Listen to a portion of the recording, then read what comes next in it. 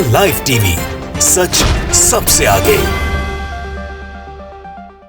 नमस्कार, the live TV देख रहे हैं आप। मैं हूं हर्षिता सिंह आपके साथ। देश में अब मोदी और योगी का जादू चलना पूरी तरीके से बंद हो चुका है और अब बीजेपी का खेला खत्म होना शुरू हो चुका है। हर जगह से एक एक करके बीजेपी सारे चुनाव हारते जा रही है। जहां भी बीजेपी चुनाव लड़ने जा रही है वहां आप देख रहे हैं कि करारी हार का सामना करना पड़ा है और मोदी जी और योगी दोनों के ही चेहरे अब पूरी तरीके से फेल होते जा रहे हैं। पश्चिम बंगाल में मोदी जी के चेहरे पर चुनाव लड़ने के बाद भी करारी हार का सामना करना पड़ा बीजेपी को, तो अब उत्तर प्रदेश में भी बीजेपी के सबसे लोकप्रिय चेहरे पे चुनाव लड़ने के बाद भी बीजेपी को निराशा हाथ लगी है। तो वहीं मध्य प्रदेश में भी उपचुनाव में बुरी तरीके से बीजेपी हार चुकी है। एक एक करके सबके बारे में आपको बताने जा रहे हैं, लेकिन पहले शुरुआत यूपी पंचायत चुनाव से। यूपी पंचायत चुनाव में बीजेपी बुरी तरीके से हारती हुई दिखाई दे रही है और यहाँ कोरोना पे नाकामी के साथ साथ सबसे बड़ा असर किसान आंदोलन का पड़ा है, जिसके कारण बीजेपी का सुपड़ा जो है वो पूरी तरीके से यूपी पंचायत में साफ हो चुका है। ये देखिए, जाटलैंड में बीजेपी भारी मुश्किल में नजर आ रही है, लेकिन इसके अलावा भी मेरठ, सहारनपुर, बिजनौर और इनके अलावा भी कई जगहों पर भाजपा का पत्ता जो है वो पूरी तरीके से कटता नजर आया। पूरी तरह से किसान आंदोलन का असर यहाँ पर देखने को मिल रहा है। भाजपा बुरी तरीके से हारती हुई नजर आ रही है उत्तर प्रदेश पंचायत चुनाव में। मतलब कि ना सिर्फ जाटलैंड में ही बीजेपी अपनी जमीन जो है वो खो रही है, बल्कि इसके साथ साथ आपको बता दें कि बागपत, मथुरा के जो रुझान आए सुबह से, उससे यूं समझ लीजिए कि मुजफ्फरनगर, सहारनपुर, शामली, अलीगढ़ के साथ साथ और भी जहां पर पंचायत हुए सभी जाट इलाकों में बीजेपी पंचायत चुनाव हारती हुई नजर आई। मतलब उत्तर प्रदेश में किसानों ने जाट मुसलमान गठजोड़ बीजेपी का खेला जो है वो पूरी तरीके से खत्म कर दिया है। इनका अच्छा खेला कर दिया है। बीजेपी पूरी तरह साफ हो गई है वहां से। और मध्य प्रदेश में तो बीजेपी बुरी तरीके से हार चुकी है। मध्य प्रदेश में बीजेपी को जोरदार झटका लगा है। दमोह उपचुनाव, जिसके लिए आपने देखा पिछले दिन कोरोना महामारी में शिवराज चौहान ने, बीजेपी ने पूरे राज्य और राज्य की जनता को दांव पे लगा दिया, उनकी जान से खेल गए। उसी दमोह में आज देखिए कि बीजेपी बुरी तरह हारी है और कांग्रेस ने वहां से जीत हासिल की है। दमोह उपचुनाव में बीजेपी की वहां पर करारी हार हुई है। कांग्रेस उम्मीदवार अजय टंडन ने बीजेपी के राहुल लोधी को हराया है, वो भी भारी मतों से। बीजेपी के दिग्गजों की मेहनत पर दमोह की जनता ने पानी फेर कर रख दिया। सीएम शिवराज सिंह चौहान ने बीजेपी उम्मीदवार राहुल लोधी को जिताने के लिए पूरा जोर लगाया था, कोई कसर नहीं छोड़ी थी चुनाव प्रचार में। महामारी में भी लोगों से घरों से बार बार बाहर निकलकर बीजेपी को वोट देने के लिए कह रहे थे।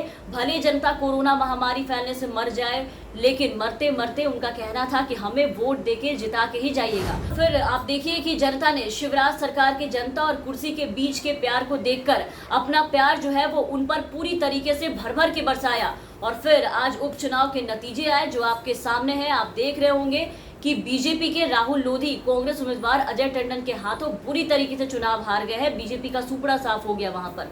आपको बता दें कि पूरे 26 राउंड में मतों की गिनती हुई और तब भी एक भी राउंड में बीजेपी के राहुल लोधी कांग्रेस के उम्मीदवार अजय टंडन से आगे नहीं निकल पाए थे और अंतिम तक जब गिनती पूरी हुई तो आखिरी तक वो हार ही गए। तो नगर चुनाव, उपचुनाव, पंचायत चुनाव, विधानसभा चुनाव, हर जगह हर चुनाव बीजेपी हार चुकी है। कल 4 राज्यों के विधानसभा नतीजे आए। पश्चिम बंगाल, केरल, तमिलनाडु, आपने देखा कि सभी जगह बीजेपी जो है वो पूरी तरीके से साफ हो गई। आज यूपी में साफ हो गई, मध्य प्रदेश में सुपड़ा साफ हो गया। इसके पहले हैदराबाद में जी जान लगा करके ओवैसी के गढ़ में सेंध लगाने गए थे, वहां पर अमित शाह और बड़े बड़े आला कमान उनके वहां भी धराशायी हो गए। बीजेपी उल्टा ओवैसी ने आके उनके गढ़ गुजरात में सेंध लगा के वहां से चलते बने। पहली एंट्री में ही बीजेपी को उनके गढ़ से निकाल कर फेंक कर अपनी जीत का झंडा गाड़ दिया था, जो कि बीजेपी के लिए एक बहुत बड़ा झटका था गुजरात में। इसके अलावा बीजेपी हरियाणा नगर चुनाव में भी बीजेपी को बड़ा झटका लगा। आपने देखा उस वक्त किसान आंदोलन के बीच हरियाणा में बीजेपी और जेजेपी गठबंधन को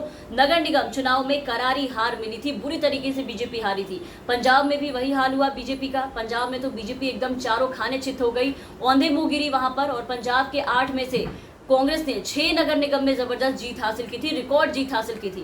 किसान आंदोलन का सियासी असर ये रहा था कि बीजेपी सांसद सनी देओल के संसदीय क्षेत्र में पार्टी का खाता तक नहीं खुल सका था।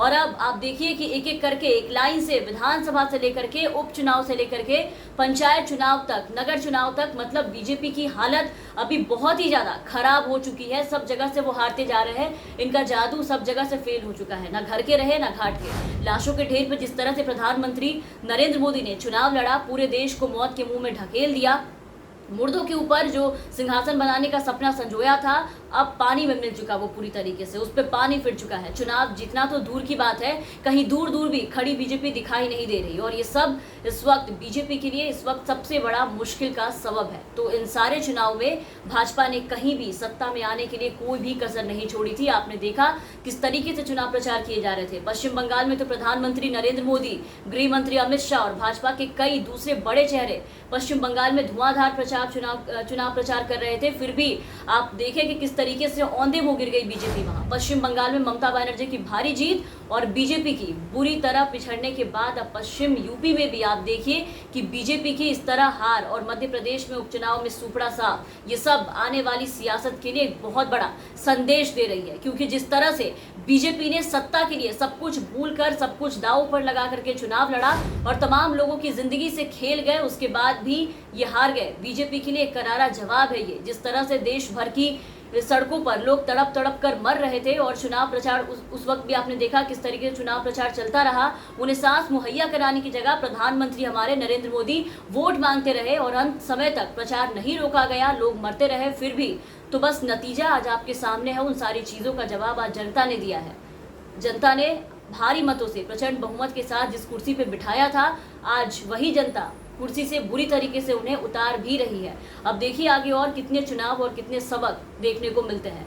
तमाम अपडेट्स और तमाम खबरों के लिए आप बने रहे द लाइव टीवी के साथ। अगर आप हमारे ये वीडियो हमारे यूट्यूब पे देख रहे हैं तो हमारे चैनल को सब्सक्राइब कर दें, साथ ही बेल आइकन दबा दें ताकि हमारी हर अपडेट्स आप तक पहुंचती रहे। और अगर आप हमारे ये वीडियो हमारे फेसबुक पेज के जरिए देख रहे हैं तो हमारे फेसबुक पेज को फॉलो कर लें। धन्यवाद। द लाइव टीवी, सच सबसे आगे।